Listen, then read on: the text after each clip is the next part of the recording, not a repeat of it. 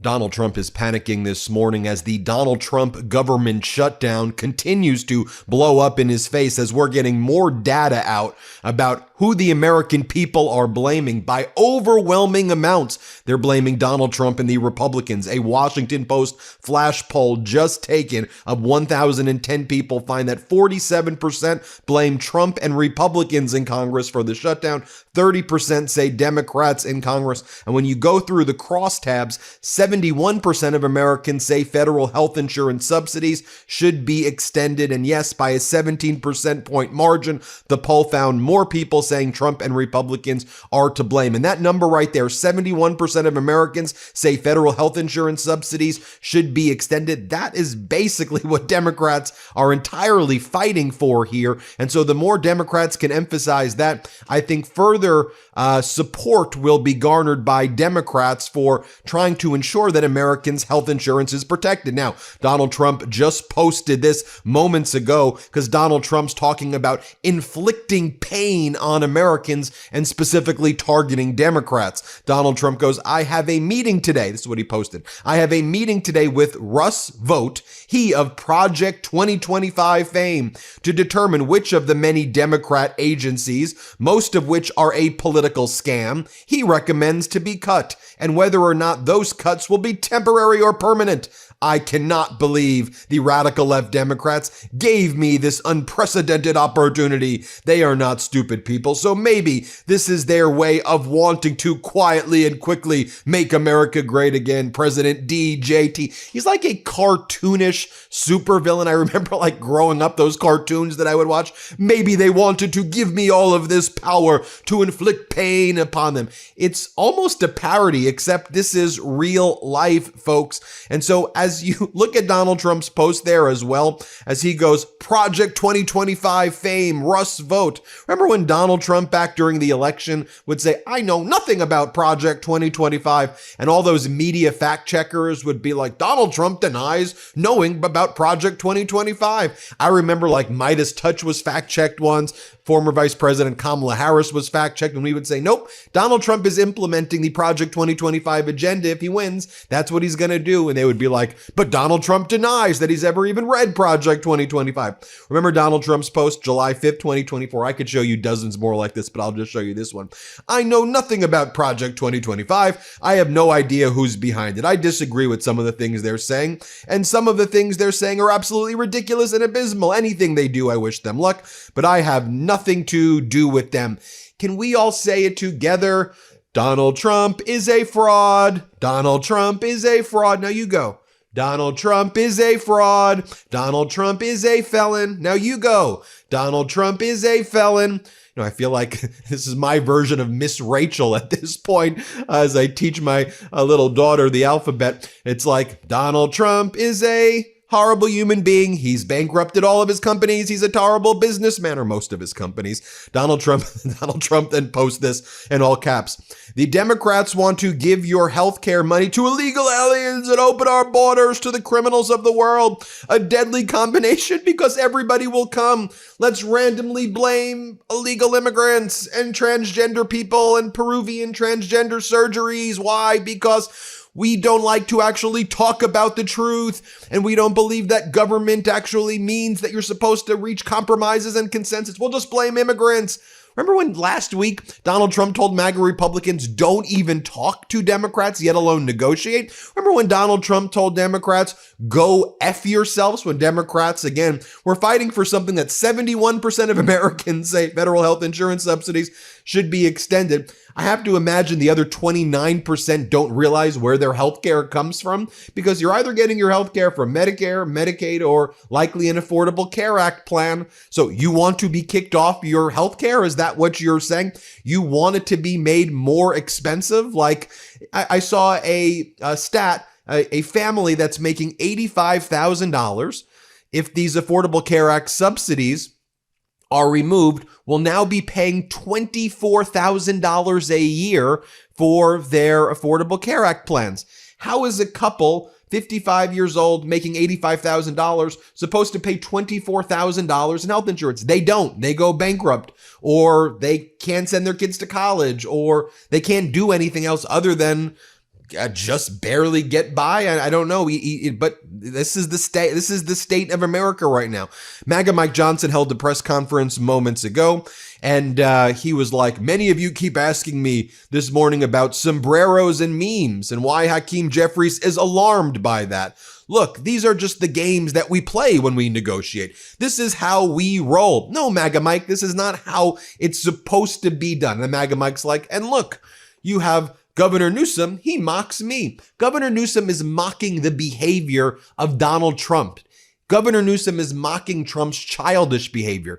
We expect the president of the United States at a baseline, at a floor, to behave like a grown-up. Here's what MAGA Mike has to say, though. Play this clip. Many of you asked me this morning about sombreros and memes and why Hakeem Jeffries is all alarmed by that. But look, these are games. These are sideshows. People are getting caught up in battles over social media memes. We've got to keep this is not a game. We got to keep the government open for the people. I don't know why this is so complicated. And to my friend Hakeem, who I was asked about, man, just ignore it. I mean, Gavin Newsom was trolling me last night. He painted me like a minion. He painted me yellow with big glasses and overalls. And I thought it was hilarious. You don't respond to it. For all my friends, R's and D's, don't respond to it. Get to work, do the people's business, and let's get on with it. Thank y'all so much. Then MAGA Mike Johnson is asked about the Housing and Urban Development website and all of these official government websites which are violating the Hatch Act right now. And when you go to them, it's like, the radical left Democrats have deprived you of your services. That right there is straight out of authoritarianism. That right there is straight out of the stuff you'd expect from like Nazi Germany or Mussolini's Italy or like Saddam Hussein. Like, this is ridiculously offensive stuff that's going on government websites. And it's pissing off, I think, all Americans.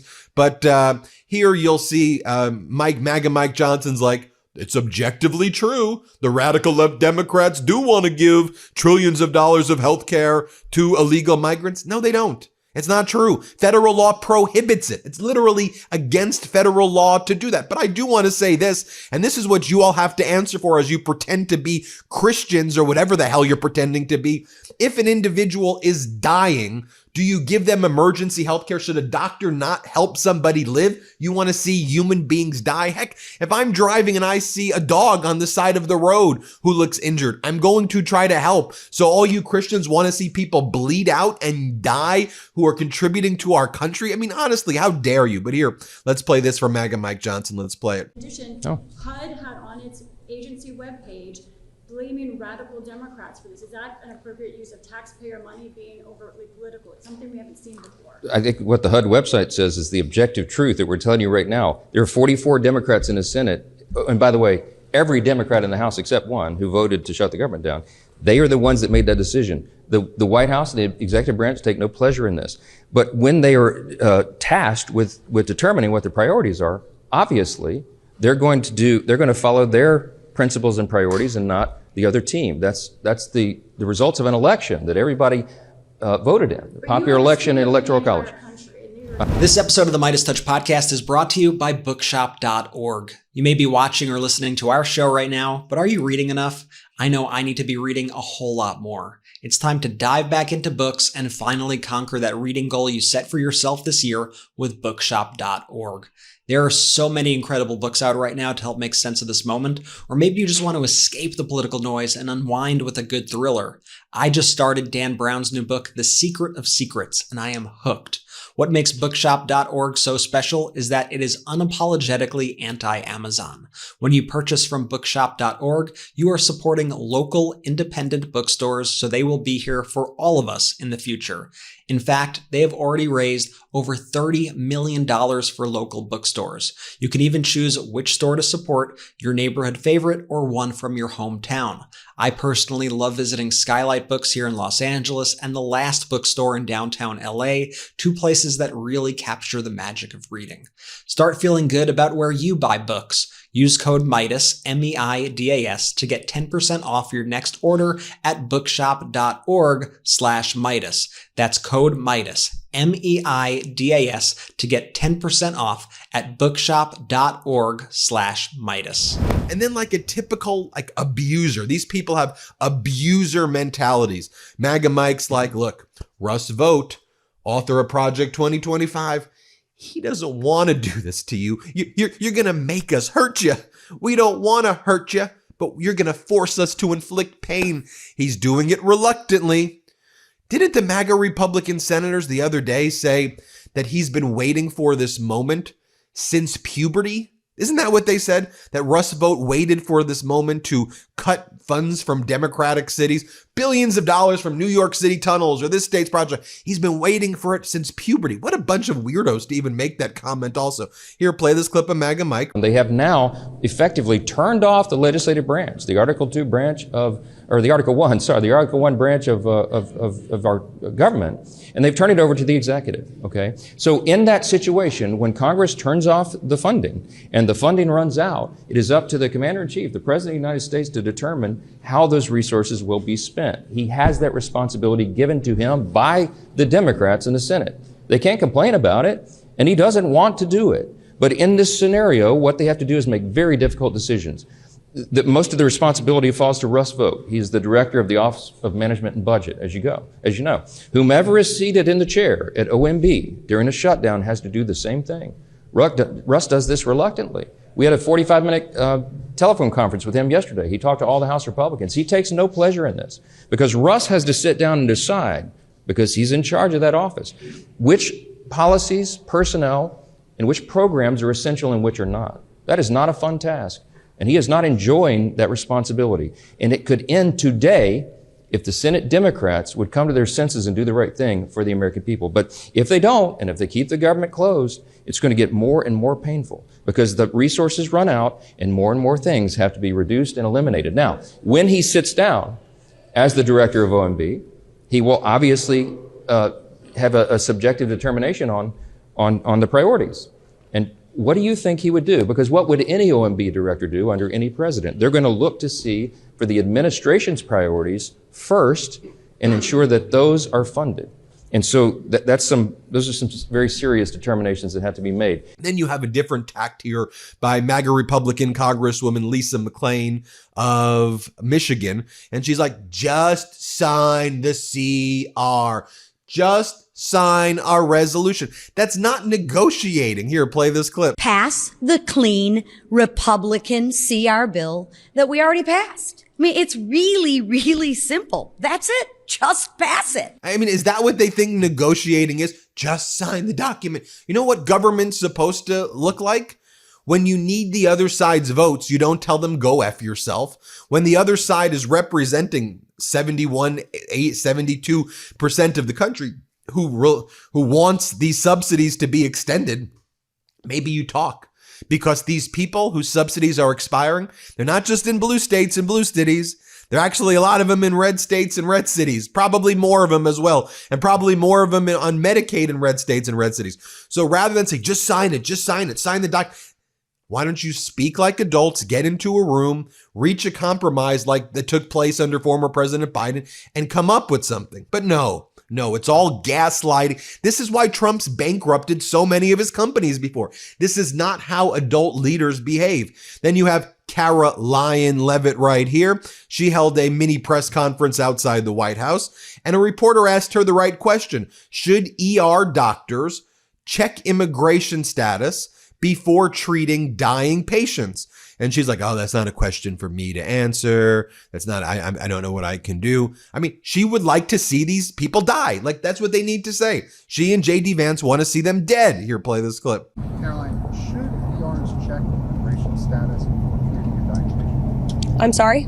Should ERs check for immigration status before treating a dying patient? That's probably not a question for me to answer. I think that's a question for healthcare professionals and legal experts to answer. I understand why I'm asking you, because Republicans have been saying that Democrats want to give benefits to undocumented immigrants, even though it's against the law for them to get these benefits.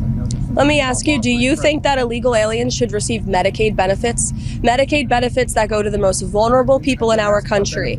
That Medicaid benefits that were designed to help low-income families and Americans in our country. And what the Biden administration. And here she is again, as I had said, the mentality of an abuser right here, where she's like, You put us in this position. Democrats should know that they put the White House in this position to abuse them. Now we're going to abuse you. That's what they're saying. Again, these are sick, twisted, demented human beings in the White House, at the top by Trump. But these are sick, twisted, demented human beings. Who says that you want to inflict pain and harm and abuse Americans? This is the United States of America. You represent all Americans. What vile people these are. Here, play this clip. Because he mentioned Russ Vought in that. I think that came out about 8 o'clock this morning, about cutting certain programs that they deem are not necessary. Is that real, or is that a negotiating tactic?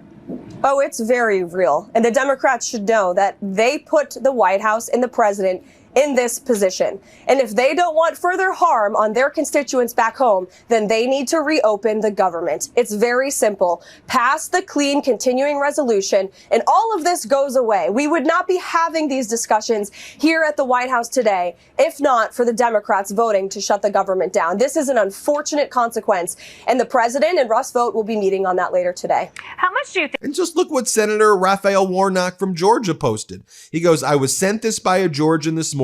2025 premiums versus 2026 premiums for someone making $65,000 a year. Republicans in Washington did this, and this is what I'm fighting to stop. This is what's at stake in this shutdown fight. So for this person, $307 a month was their monthly premiums in 2025 for their Anthem plan. Now in 2026, without the subsidies, guess what it's going to be? $964 a month. Now, $964 a month times 12. Now it's a delta of about $600 more per month. I mean, you can do the math. This person's going to have to pay what? Closer to $7,000, $8,000 more a year? They're already living paycheck to paycheck. What are they supposed to do? Oh, wait a minute. Melania wants to chime in. Melania Trump just made a post. Everybody, here's what Melania is saying. Here, play this. She's saying, into the future, at True Melania meme. Here, play this clip.